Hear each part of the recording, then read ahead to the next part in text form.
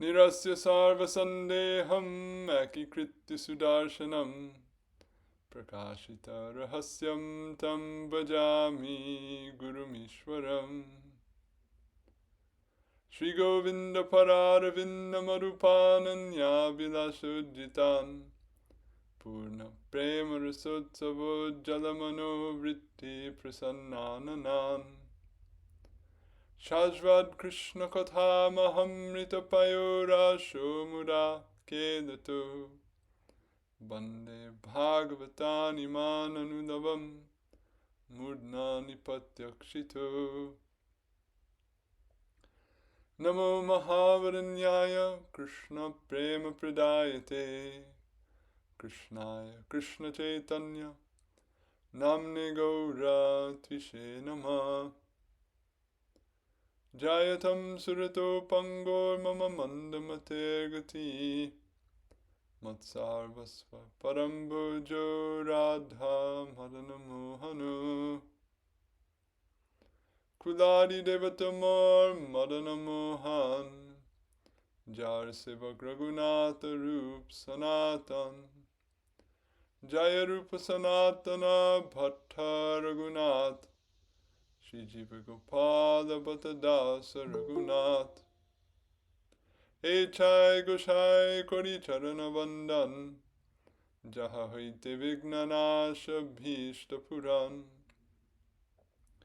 Adadanastrinam dantoir yacheham puna puna Shrimad Rupa Parambojo Dulisyam Janma Janmani Abhirapali Patiputra Kanta Dasya Abhilashati Valbala Varashva Shri Rupa Chintamala Sapti Sangsto Matsvanta Durdanta Hai Churastam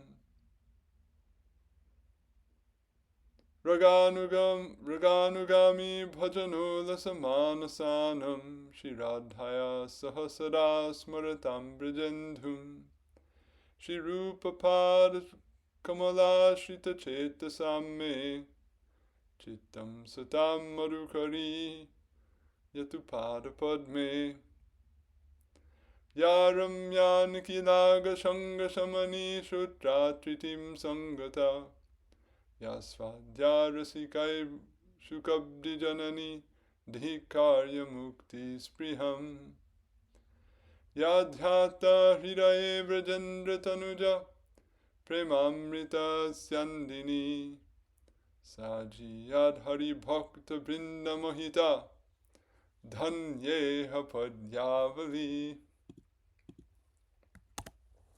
So by the grace of Sri Kali Yuga Pavana, the Svabhajana Vibhajana, Prayojana Avatar, Prema Purushottam, Karuna, Mahasagar, Sri Gauranga Mahaprabhu, and his beloved Parshad, the Chris Jewel of Gaudiya Vaishnava Charjas, the fulfiller of his heart's desires in this world, Sri Rupa Goswami Pad. Again today we engage in discussion of Padyavali. And in our last reading, we completed the Dhyanam Prakaranam, and now we come to a brief discussion of a set of Krishna's qualities, which begin with that of Bhakta Vatsalyam, or Krishna's affection for his Bhaktas.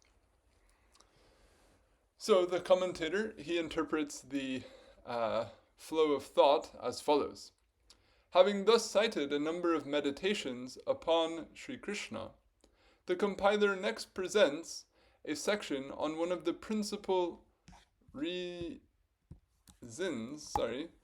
for Krishna's being the worthy object of Bhakta's meditation, his affection for them. So why would Bhaktas meditate on Bhagavān? If Bhagavān was their enemy, or if he was not their Prabhu or their Sevya, then they would not. The mind becomes fixed upon an object which is absorbing of the mind, and the fundamental, push and pull in the mind is either away from pain or towards pleasure.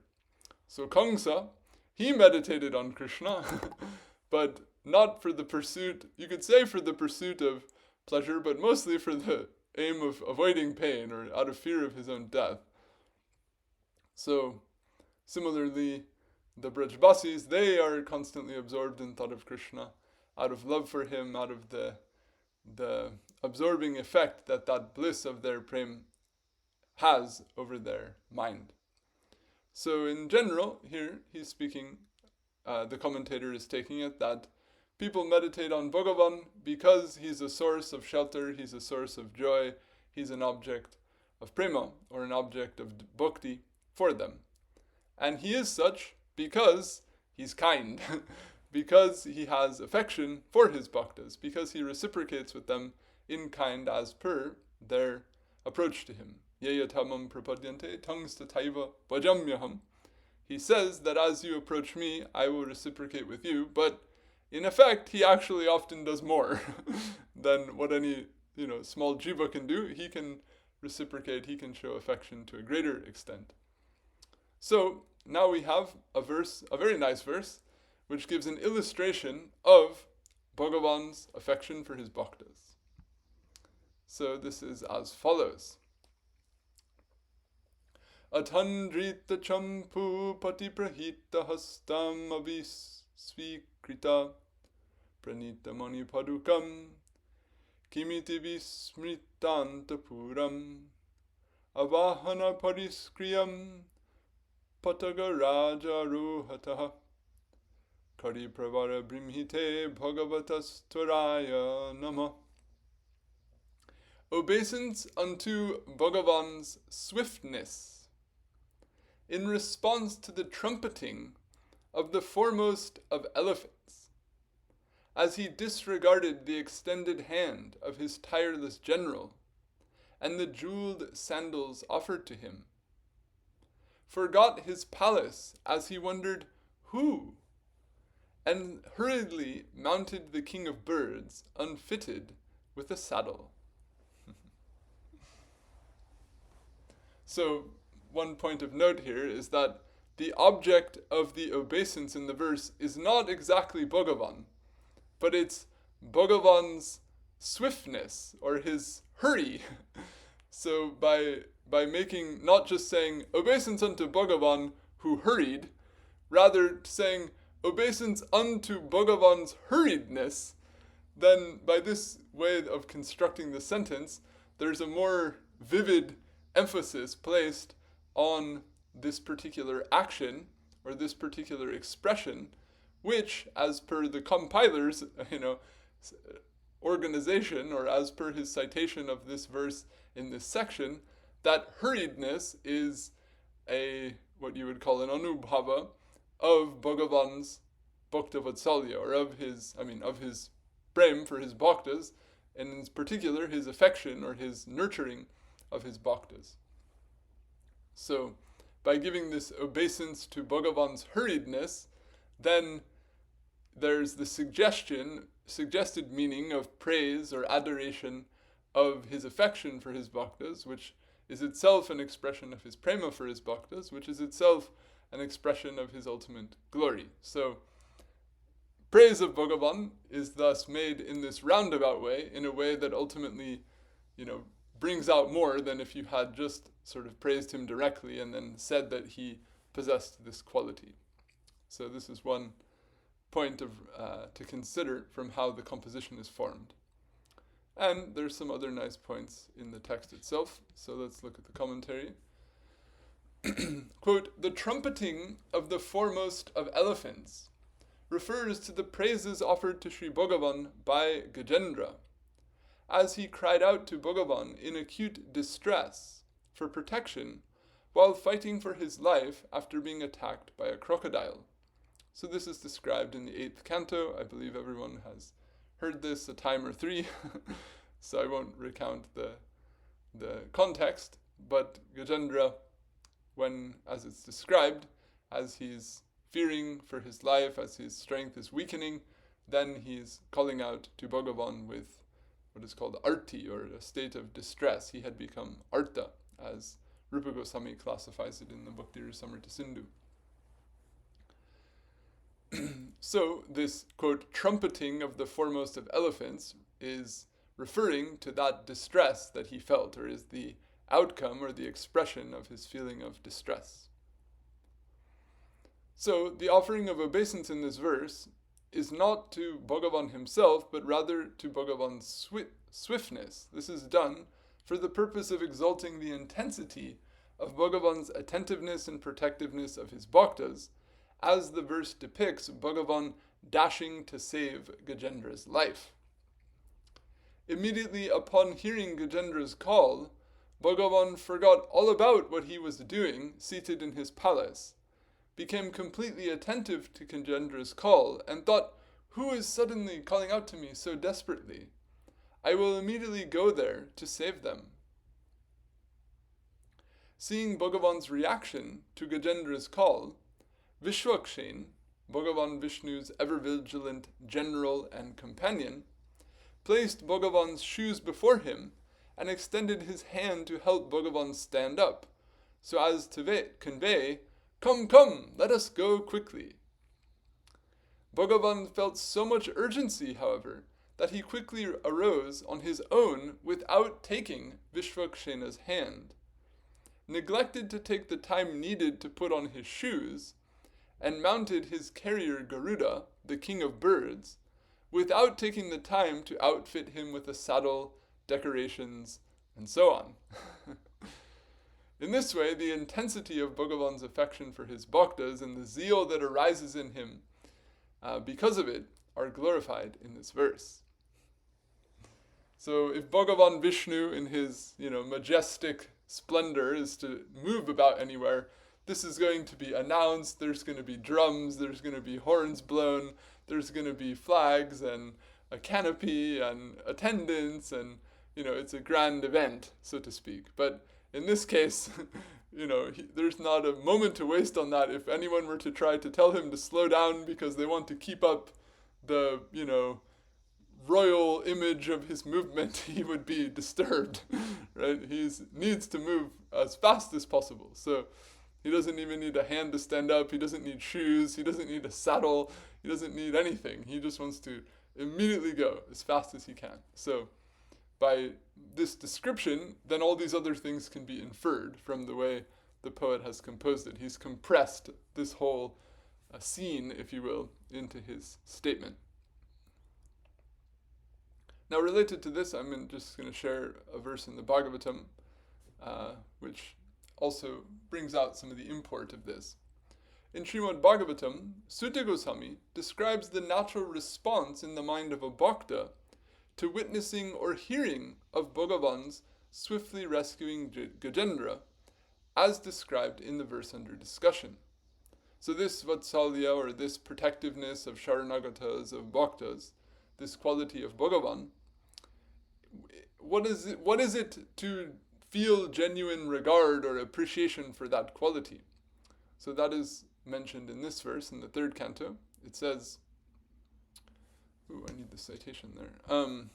What grateful person would not worship he who swiftly saved the crying lady elephant's elephant king, Gajendra, from danger, while the elephant king was meditating on his lotus feet after being seized by a crocodile?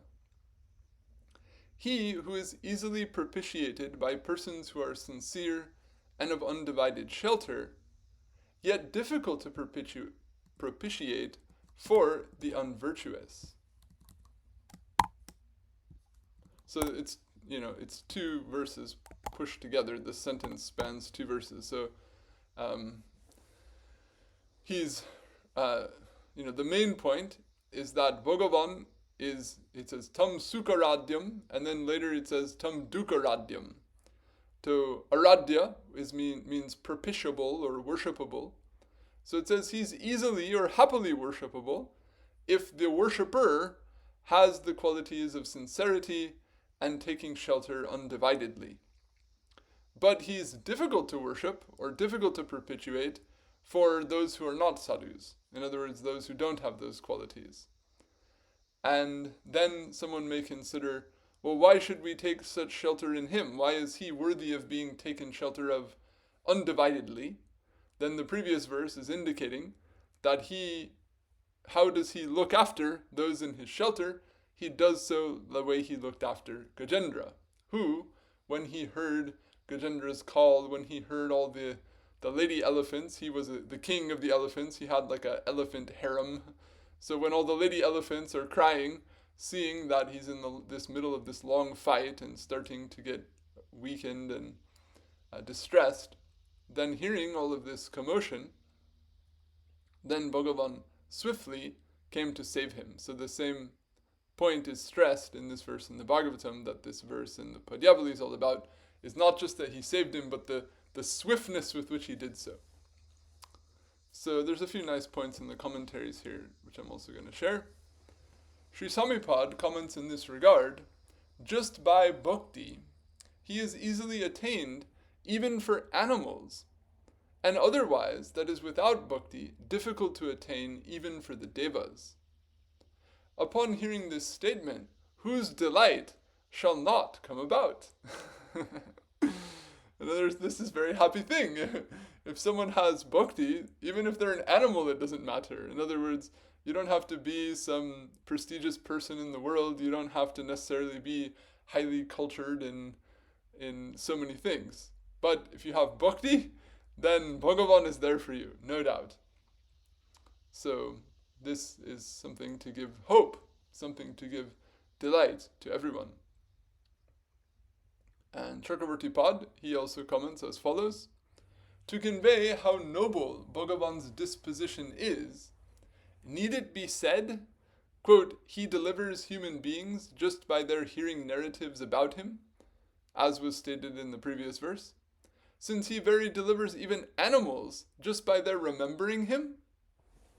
Ooh, I need a parenthesis there. Thus, he says, he speaks this verse. So, the previous verse is saying that Bhagavan is so merciful, Bhagavan is so powerful, that if you just hear about him, you can be delivered. And now this verse, the way in Chakravarti Pad is reading it, it's going a step further. But to even hear about Bhagavan, you have to be a human being, you have to know the language, you have to have a buddhi which can cognize these, things. But not only that, if an animal, someone who's not even a human being, what to speak of hearing the details and the subtleties of some narratives, if he just thinks of Bhagavan somehow, that's also enough. That's also enough to capture Bhagavan's attention, to evoke such swift protection. So the spirit is to convey, how gracious Bhagavan is, how eager, how capable he is of protecting his bhaktas. And need it be said, Bhagavan saved Gajendra from a crocodile? He saved him from danger, that is, even from samsara itself. So the verse says, Kritrata, he saved him from this danger. So Chakravarti Pad is saying, don't think the danger is just referring to the crocodile. He saved Gajendra from far more than the crocodile. He saved Gajendra from the whole of samsara. So even though in the context you would typically think the danger was the immediate danger of the crocodile, he's saying, no, Bhagavan did far more than just that.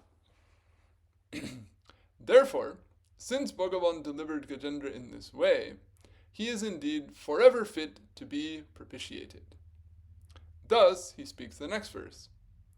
Quote, a grateful person is an adept knower of Bhagavan's protection of those who take shelter in him, that is, Sharanagatas. The unvirtuous are those who are not sincere and have shelter in others, that is, those who do not take shelter in Bhagavan. So, the word for gratitude, or one of the common words for gratitude in Sanskrit, is kritagyata, or a grateful person is called kritagya, which the literal sense being gya, a knower, of krita, that which was done. In other words, one who is aware of, one who understands what has been done for oneself by others. To know the work that went into it, the difficulty that went into it, the effort that went into it, the value of the benefit that came from it, to be both capable of evaluating that accurately, as well as capable of sustaining that awareness or remembering that over the course of time, that person is called grateful. Or, gratitude is to sustain and have a capability to appreciate the things that have been done for you by others, or that have come to you from outside. So, in that way, the word kritagya, or literally the knower of what has been done, this is the literal sense of the word. So then that's why the gloss is coming like this, quote, a grateful person is an adept knower of Bhagavan's protection of Sharanagatas.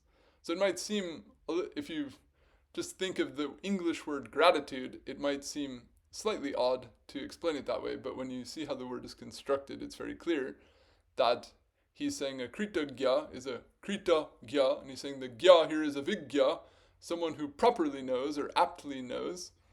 And what is krita, or what has been done? The thing that has been done is Bhagavan's protection of those who are taking shelter in him, such as Gajendra.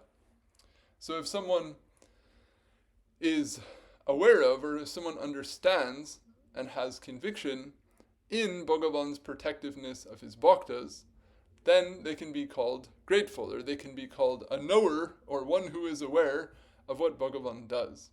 And one who has that awareness, how would they not worship him? How would they disregard him when they have that awareness of how much he does and how valuable that is? Then why would you take shelter in anyone else? Why would you be interested in any other concern? You wouldn't. So who would? The unvirtuous, the asat. That is, those who are not sincere and who take shelter in others. So people who lack that awareness, who are not sincere, in other words, who don't want to act in like reciprocation with what has been done for oneself, meaning if someone does good for you and then you do bad to them, then you're called, you're insincere, or you're called, not being straight, but rather being crooked, or, moving in a manner that is contrary to the way that you've been treated. So those who are not sincere, and those who are taking shelter in others, those who have other aims, other attachments, then those persons neglect to do this. So this is the overall point, and this is a verse that our Guru Maharaj quotes very often. He's cited it in many of his books, and he puts, great stress on this simple point, that if you can just have these two qualities, to have sincerity, to take shelter in Bhagavan, to be a grateful person of who Bhagavan is, good. You're good to go. It's actually that. All this knowledge, all these teachings, all these practices, all this chanting and meditation and blah, blah, blah. Ultimately, what is it all for? It's to have that awareness of how gracious Bhagavan is. It's to respond or reciprocate with that sincerely, and to remain ever sheltered in him. This is, broadly speaking, the spirit of the entire culture of bhakti. So rather than pursuing, the status of being a bhakta in the eyes of others, or not wanting to actually be sheltered in Bhagavan, but sustain other attachments along the way and so forth, to leave aside these things, to simply have these fundamental qualities, this is what is most essential to success on the path. And if someone has just these qualities, they'll be completely successful. But even if you have many other skills or knowledges or statuses or what have you, if you lack these qualities, it's going to catch up with you. You're going to hit a snag at some point. And until you acquire these things, you won't be all the way there. So, a fundamental point. And now Jiva Goswami, he has a little more to say in this regard. So, quote, Bhagavan is easily propitiated by persons who are, quote, sincere, that is, not crooked, and thus of undivided shelter, ananya sharana. That is, are those who have taken shelter, sincere, who have taken, oh gosh, that's a mistake. Those who have taken shelter sincerely in him one-pointedly. Bhagavan, on the contrary, is very difficult to propitiate, quote, for the unvirtuous. That is, those who are of another type, that is, those who lack the qualities of sincerity and being one-pointedly fixed in Bhagavān's shelter. A grateful person, kritagya, is an adept knower of Bhagavān's being easily propitiated just by sharanagati, on account of his being a bestower of the 4 purusharthas upon those who simply take shelter in him. The sense is this, that is, the mentality of such a grateful person is as follows. Thus, when he is such, who would not worship him? Who would abandon service to him specifically and desire anything other than that? In other words, what does everybody want? They want the purusharthas. If you take shelter in Bhagavān, he gives purusharthas. So, why would you go anywhere else? You need water. There's a river right in front of you. Why would you not go to the river? Why would you walk up on the hill to look for somewhere else? In that sense, those who are aware, there's an abundance of water in this river, they'll just go to the river. Similarly, all these purusharthas, they all come from Bhagavān. One is aware that happens, so they approach Bhagavān, they get the purusharthas. So who would not do this? Either someone who doesn't know, or who's insincere, who has some, vested interest otherwise. So this is the sense that to have these qualities is fundamental. So in this respect, if we look at it now in the context here in the Padyavali, Bhaktas love to meditate on Bhagavān, and they love to cherish in their hearts remembrance of his affectionateness, which is shown by his hastiness in running to save Gajendra, in showing such care for even an animal who was calling out to him in distress. So if Bhagavān is ready to descend with such haste to save a bhakta, even in an animal body like Gajendra, then why shouldn't we also sustain, special awareness of how gracious Bhagavān is, how tremendous it is to take shelter in Bhagavān, and thus worship him, propitiate him happily, with sincerity and this quality of being fixed upon him one-pointedly. All right, now let's have a look at one more. Next, the author cites another verse wherein Sri Krishna's affection for his bhaktas is vividly illustrated. So another instance of Krishna showing his affection or his nurturing of his bhaktas, protecting them in a time of need. So Draupadi trane tadvakyam, Draupadi's statement after her deliverance from the threat of being cursed by Durvasa. So Draupadi says, tamasi ivodyan majjatām aplavānāṁ, plava iva tṛṣitānāṁ, svādu-vaṛsīva nidadnanam tīvra-duḥkhāmayānāṁ, Bishagiva kushalamno datumayati shori.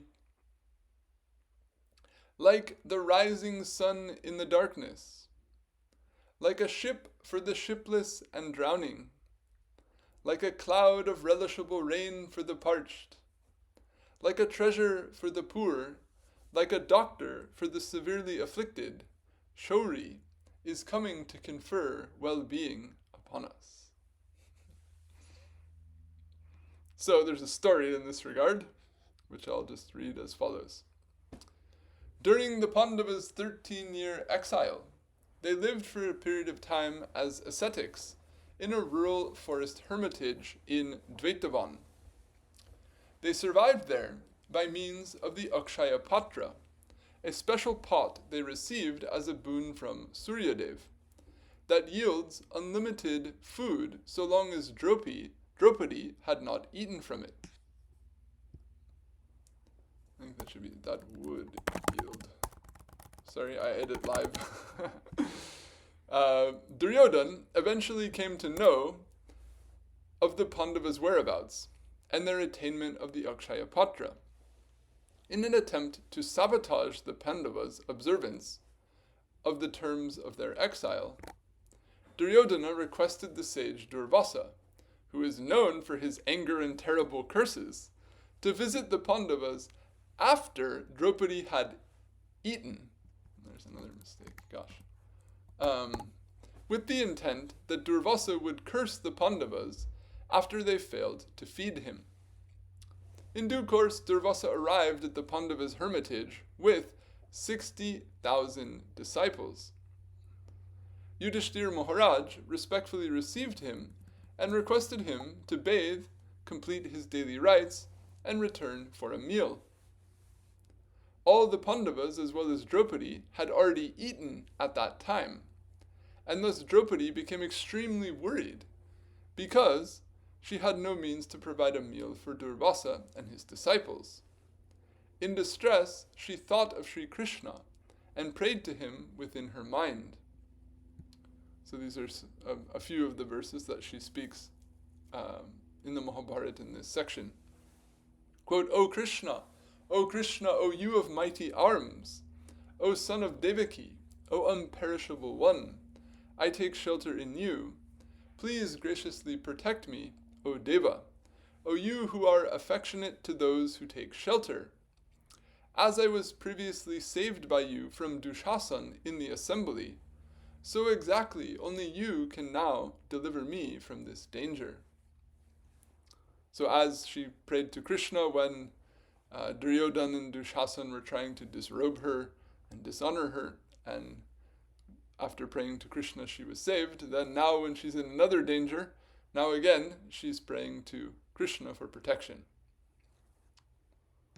As soon as Krishna, who was in Dwaraka, heard Draupadi's prayer, he left Rukmini resting beside him and swiftly came to Draupadi, who then offered obeisance to him with immense joy and explained the situation. Now, Krishna is coming to help her, but with some humor, with some fun spun on it as well. So she's desperate because she has no food to feed Durvasa and all his followers. So what does Krishna say? I'm extremely hungry. Quickly feed me. Then I'll look after this whole trouble you're in. So he knows Draupadi's in distress because she has no food to feed anyone. He's saying, oh, I'm hungry. So you can imagine she might have felt some stress at that moment. So Draupadi shyly confessed that she had already eaten and reminded Sri Krishna that the Akshaya Patra only remains full of food until she had eaten. Krishna replied, "Oh Draupadi, this is not a time for joking. I'm extremely hungry. Quickly go and bring me the patra."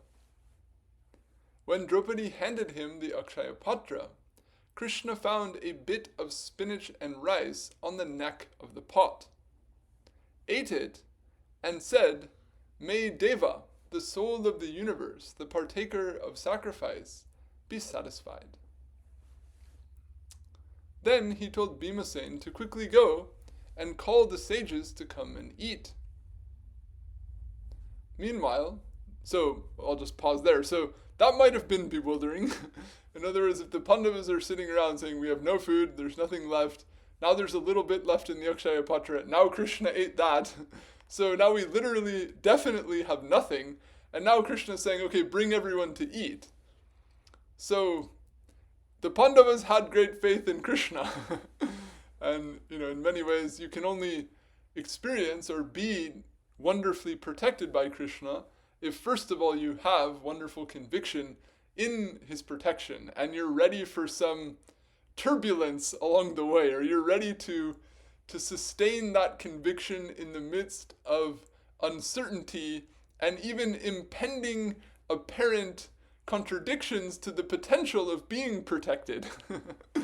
If you can, stay cool, so to speak, in the midst of what appears like a completely unsavable situation, then you stand to highly benefit from Krishna's protection. So Bhimsen, he has this faith. So in faith, he goes and calls the sages. Meanwhile, Durvasa and his disciples had begun to bathe in the Saraswati, and suddenly felt themselves to be completely satiated, as if they had eaten up to the neck, such that they could not now eat anything more at all. Fearing that the Pandavas would be angry with them for not accepting the meal that they had instructed the Pandavas to prepare, they immediately fled from the area. Thus, when Bhimsen came to the riverbank to call them to eat, he did not find them anywhere, but came to know from bystanders that the sages had fled. He reported this to Yudhishthir, who then worried that the sages were planning to deceive them by returning in the dead of night to demand the meal. Seeing the Pandavas and Draupadi worried in this way, Sri Krishna assured them that they had nothing to fear, because the sages had fled not as part of a plot to trouble them, but rather in fear of the Pandavas. Thus they would not return at night.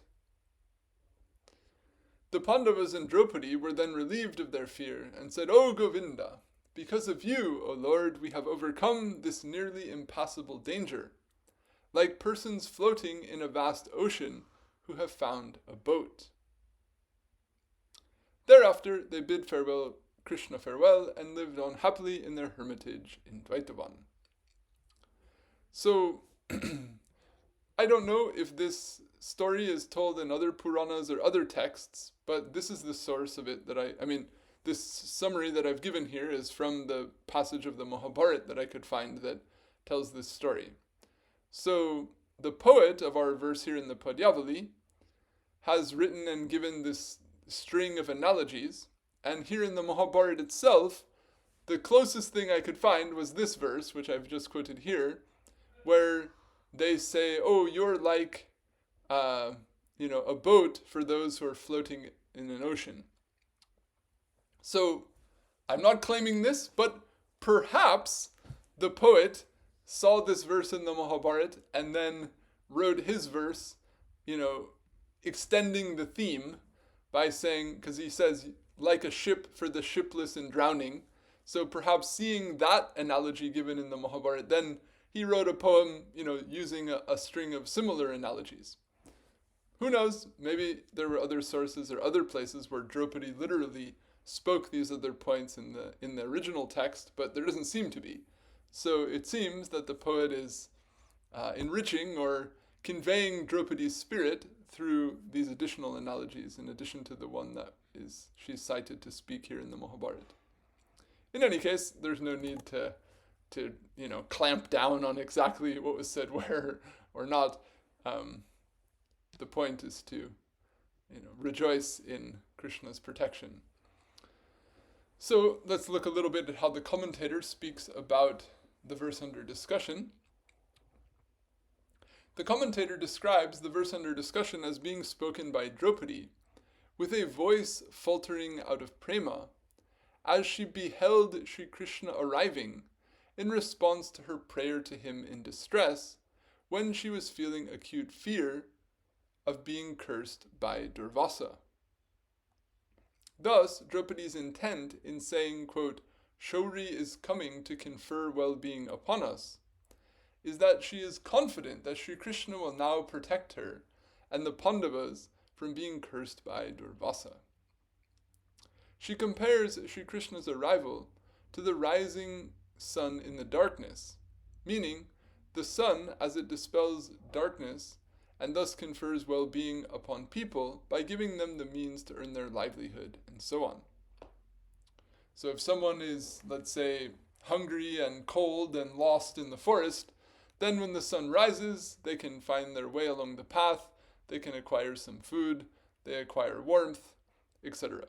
So the sight of the rising sun is a great relief, a great source of protection for them.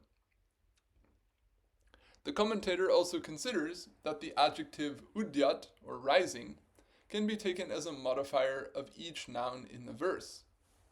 And when read in this way, the verse conveys an even more vivid degree of Draupadi's elation in beholding Sri Krishna arriving to protect her. A translation that incorporates application of this hermeneutic, which is known as Dipika Alankar, and adjusts the meaning of the word udyat, which can also mean emerging, springing forth, and the like, to the nature of each element in the verse. So that's as follows, quote, like the rising sun in the darkness, like an emerging ship for the shipless and drowning, like a rising cloud of relishable rain for the parched, like an emerging treasure for the poor, like an arriving doctor for the severely afflicted, Shauri is coming to confer well-being upon us. So it's almost like a scene in a movie when, some dramatic moment is taking place, and then a key character, is shown to gradually arrive, and they, play some, music and some lights, and, there's a slow arrival, and one, is given time to feel a few waves of the, astonishment at now anticipating what this great person will now do under these difficult circumstances. So something like that, there's, the sun is rising and the ship is coming up on the horizon and the cloud is forming and the treasure is coming out of the sand and, the doctor is walking in, it's, trying to evoke that sense of this, like the great capable person arriving at the time of the greatest need, something like this. So by interpreting this udyat, to apply all throughout to all the elements, it makes it a little bit more rich. Okay, so a little more. Draupadi is comparing Sri Krishna's arrival to, quote, an emerging ship for the shipless and drowning, conveys that his protection of her resembles the manner in which one finds a boat while being swept away by a strong current in a river or an ocean finds safety.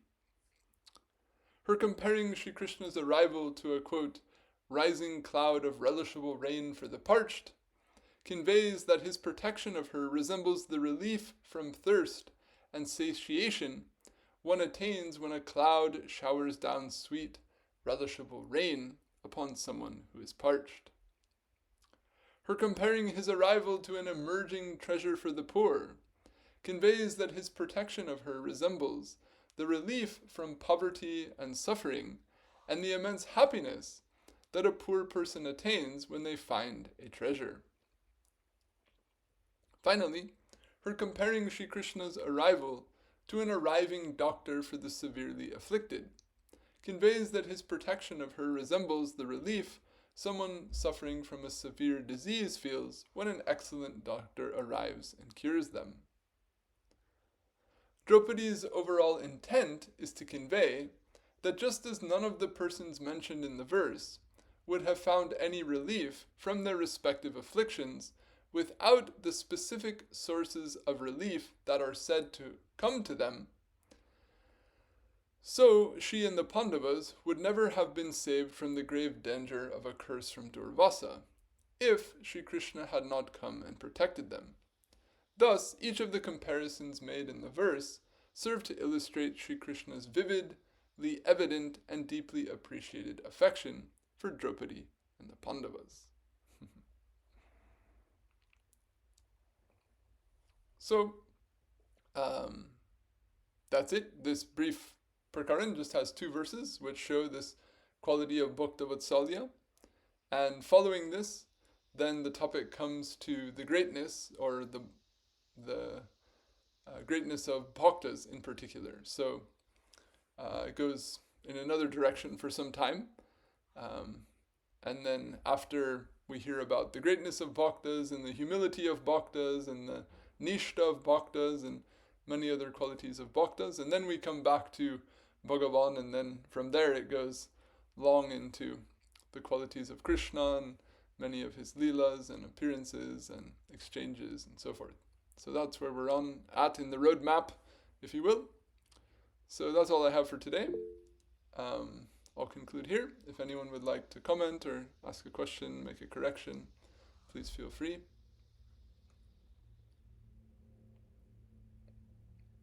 Yes, please go ahead. Baba, I'm just, can you hear me? Yes. In 15 minutes your class will stop. Gajendra is like a wonderful example of surrender, Sharanagati. And often I think of this like in a context of Shastra talking about speciality of human form of life, that only human form of life you can surrender, you can do seva, you can become realized. But then we see it in animal form of life, similar advantage as in human form of life.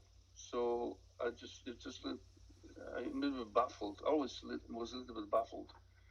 What's special about Gajendra? It behaves like a human who can perceive the existence of Bhagavān and surrender. It's like odd, very odd, in context of what Shastra actually talk about human form of life.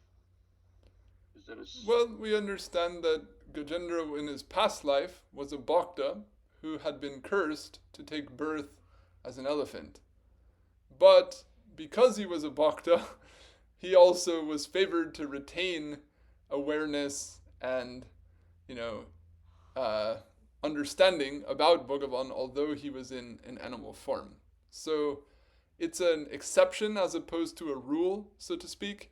In other words, that because Gajendra called out to Bhagavan, therefore anytime you hear, birds calling and elephants trumpeting, then they must also be bhaktas, it's not necessarily meant to be taken that, all animals have this ability or all animals have this attitude or something like that, but that in this case, even though this person had been born in the body of an animal, still Bhagavan saw him as a bhakta and reciprocated with his bhakti, despite that fact, or irrespective of that. Because in the case of this who was become dear, Bharat Maharaj, right? He also retained the memory of his previous life as a devotee, and he was a deer, yet he didn't have a chance really to do anything about it. He was just listening harikatha, right, from sages in forest. This is what I remember, but his case is quite different. And only after he was reborn as human, Bharat, then he could actually accomplish his unfinished sadhana. So in his case, his sadhana was stopped at the form of life that he accepted. In the case of Gajendra, the form of life was advantage for him in the sense that he could continue his sadhana in the animal body. So that's a contrasting example. Well, I mean, there's also consideration of the stature or the stage of the person. In other words, Bharat is what we call a Jnani Bhakta, who ultimately achieved Shuddha Bhakti. In the case of Gajendra, Rupa Goswami classifies him in this case as not having been a Shuddha Bhakta. In other words, his calling out in distress, Rupa Goswami considers that to have been, a motivation for him worshipping Bhagavan, but not a motivation for Uttama Bhakti. And it was only when he had darshan of Bhagavan that then a change of heart came in him, whereby he made an expression of Shuddha Bhakti. So, it's not that all these, we can always derive a specific set of principles for our lives from these accounts. Each of these types of accounts is principally to illustrate certain principles, and then how to put what's illustrated left and right and center all into something that can become a comprehensive or a cohesive worldview for an aspirant, who's a student of this literature. That's the job of Rupa Goswami, Sanatana Goswami, Jiva Goswami. That's the whole, path of bhakti that we have laid out in the Bhakti Rasamrita Sindhu. So these different statements are drawn on, these different, narratives are utilized to convey certain qualities of Bhagavan, to convey certain aspects of the practice. So, we have to try to read them in light of their purposes, so to speak. And then, maybe, what might be possible to infer need not be inferred, if we see that it doesn't, mix with or gel with principles that are directly enunciated elsewhere. In that way, we, gather, so to speak, the main points. Also, I notice Bhagavatam gives example of actually advanced Vaishnavas. There are always some great amount of I won't say security, but effort or devotional activities prior to them being an example of receiving the mercy of the Lord and quoted in Bhagavatam as as example to follow or example to inspire. But I was wondering if there's because if there's not many examples, or maybe none, of simply like common guy who just very beginning, not even trying to advance very far, receives this kripa of Bhagavān. Even Kubja, you can say that's just, how is that? He didn't do anything really particular. What qualifications were, but yet they are, like to have direct darshan of the Lord, having that opening of the heart and desire to associate with the Lord it's no joke. It's not like beginner thing. So we have there are not many examples. What I'm saying, there's not many examples of or maybe none, of just common people just obtaining Bhagava's grace without any prior development of bhakti or previous life being a devotee. Am I wrong? Or? Well, I mean, the Shastra, if we look at it from a pedagogical perspective, Shastras tend to teach us things. So it presents narratives, it presents things that teach principles. And you need all these challenges and circumstances and unusual characters, to draw out and put emphasis on certain things. So those particular narratives that do that in a charming way and in a memorable way, those are what we see favored, if you will, consistently throughout the Puranas and, repeatedly used and so forth.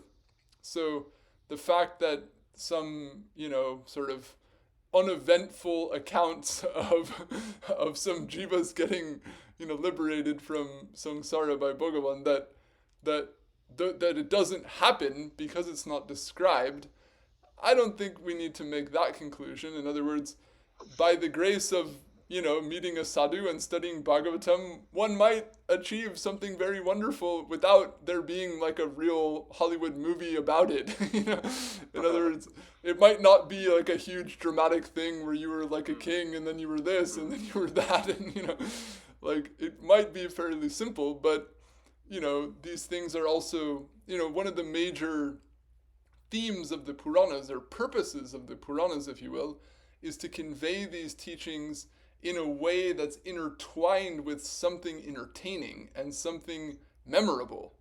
The hermeneutic of it is that it's the Puranas are the friends. The Puranas are the ones who hang out and tell you stories, who make it interesting and fun. Friends will spend time with you, talk with you, and, they may give you advice, but they'll do it, not the way that a parent or a guru will, but as a friend, like through a story. So if we look at it in that light, there's also, a certain criterion for what kind of content will get included in this category of texts.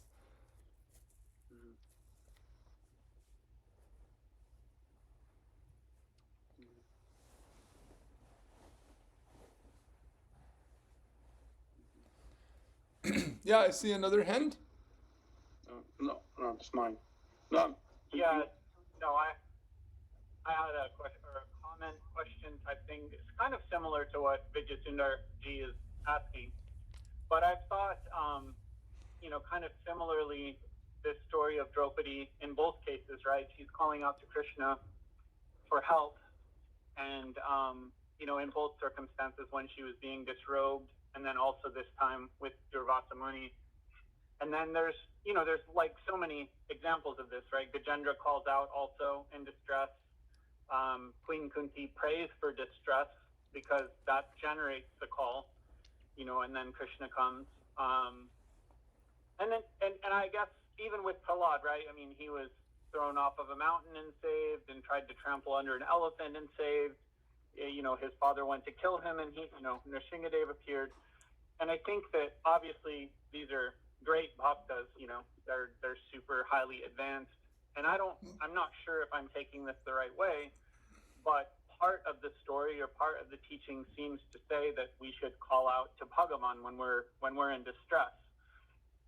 Maybe, I don't know. I mean, I'm not sure if that's exactly the point being made, but then my question is that it seems to me that, at least in my experience, and I would imagine in the experience of countless people who are trying to become bhaktas, that we've been in distress, and we've also called out to Bhagavān with like everything we, in the moment at least, with everything we have, but yet there's no answer, right? There's no, I mean, and of course I can't speak for the other countless, bhaktas who've done this. Maybe for them there has been answers, but at least in my very, very, very limited experience, I know there's been times where I've had like really great distress, and I feel like I've called with everything I have, to Bhagavān, and just nothing, no response. And of course, I took note of what you said earlier, that,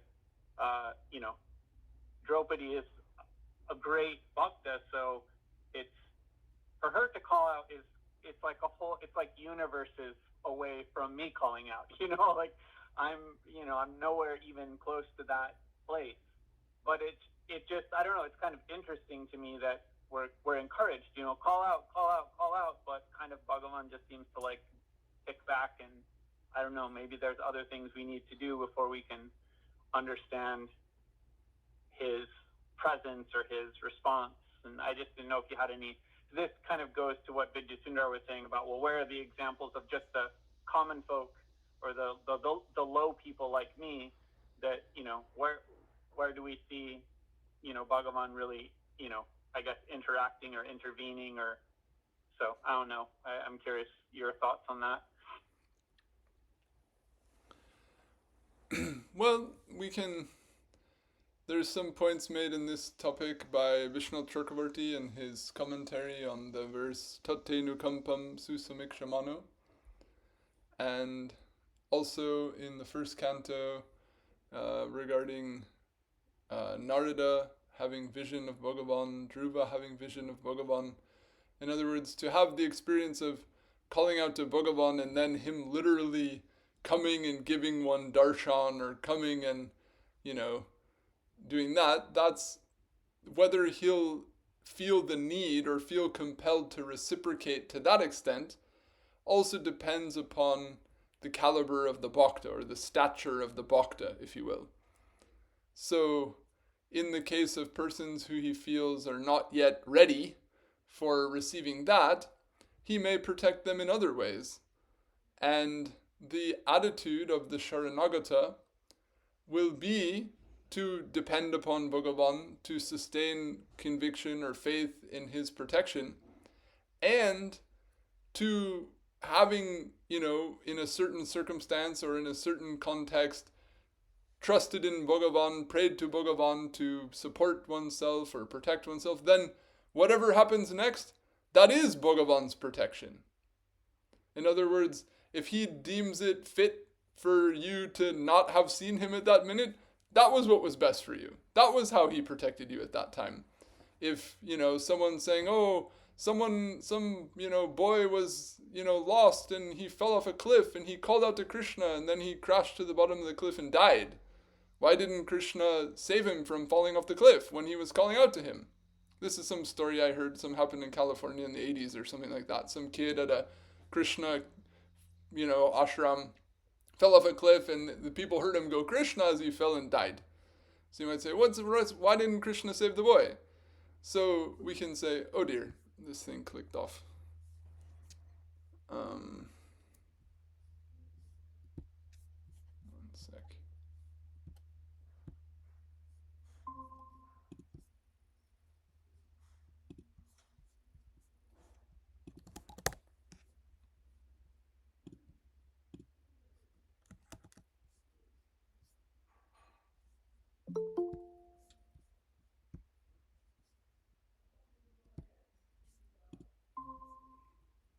Hey there, sorry, there's a time limit on this, so.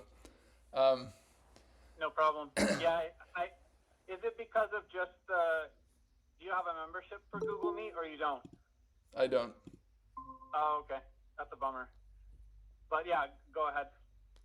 Okay, well, I was just saying that there's, people die, a lot of them, and, many times they pray, or they, in the course of meeting with, suffering or death or whatever, people pray to God, and in many cases, they still die. Everyone, dies at some point in the game. So we have to take it that, Bhagavān is looking after everyone, and what he does for his bhakta, what he does for someone he cares about, he knows best. He can consider what is most suitable for those who have taken shelter in him. So if he considers it most suitable for someone to move on to another body, move on to another circumstance, then that was his protection of them.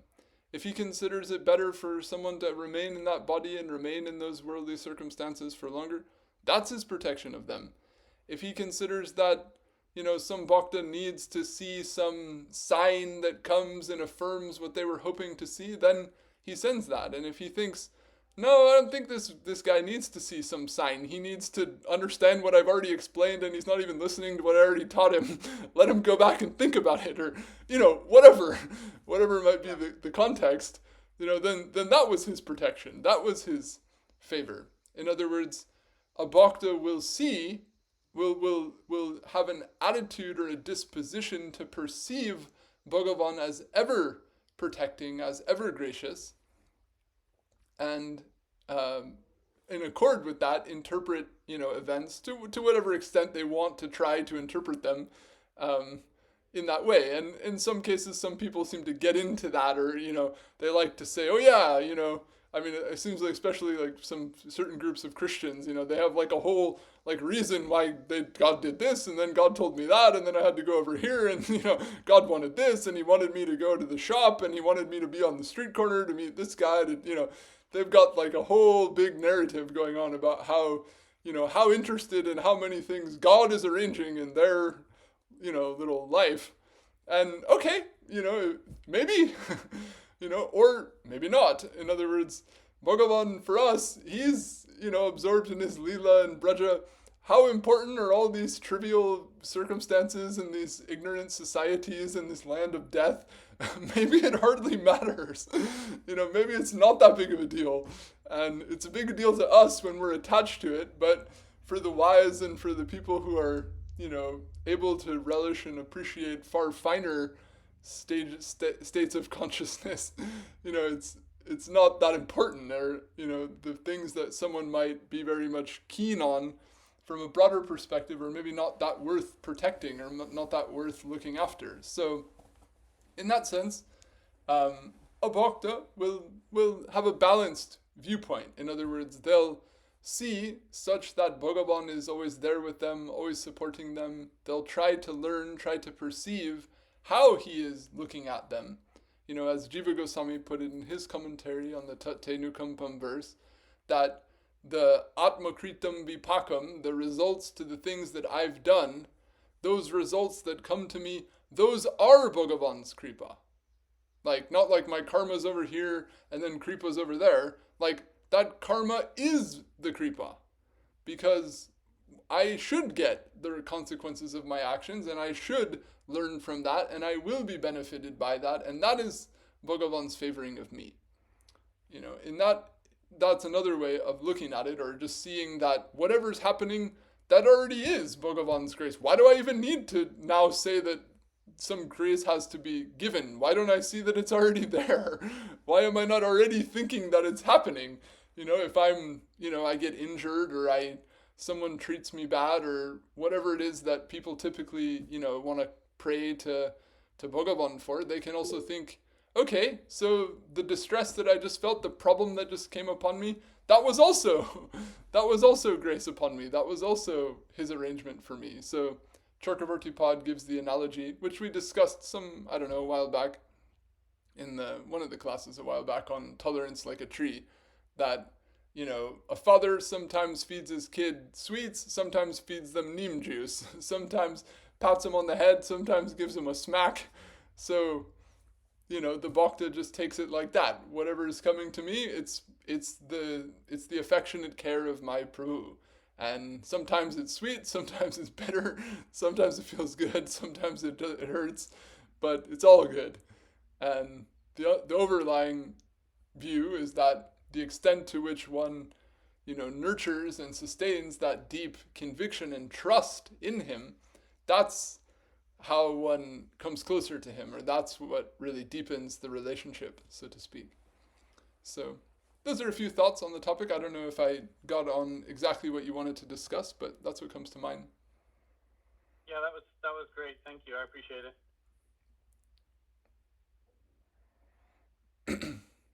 Okay, G, I see your hand again. It just basically just really depends on that. I thought that Nikantaji was asking particularly for the appearance of the Lord,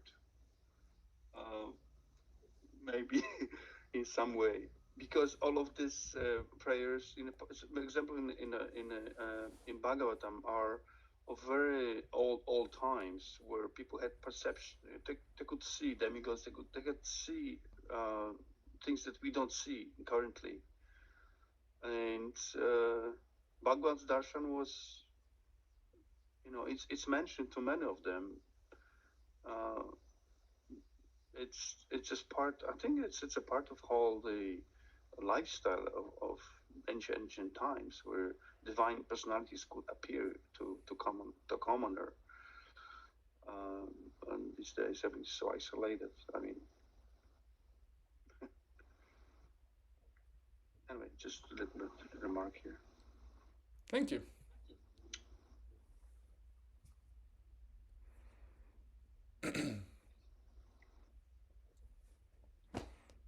All right, nice. Well, let's let it be for today. So we've heard about Bhagavan's Vatsalya, his nurturing affection for his bhaktas, his protection of Gajendra, his protection of Draupadi, and this is there to remind us of the value of gratitude for that graciousness of Bhagavan, and the importance of sincerity and being sheltered in him, and that those who have these qualities, they can happily engage in worship of Bhagavan throughout their life, whereas those who lack those qualities will find it difficult. So those bhaktas who have those qualities, they are able to happily, steadily meditate upon him, as was described in the previous prakaran. So this is the flow of thought. Jai Shri Radhe, Jai Sham, Jai Gurudev, Jai Gaur. Thank you. Pranam, Pranam. Thank you, Radhe.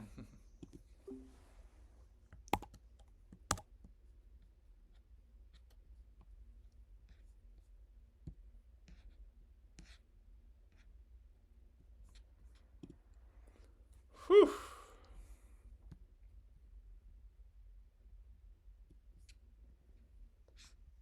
Oh, gotta turn this on.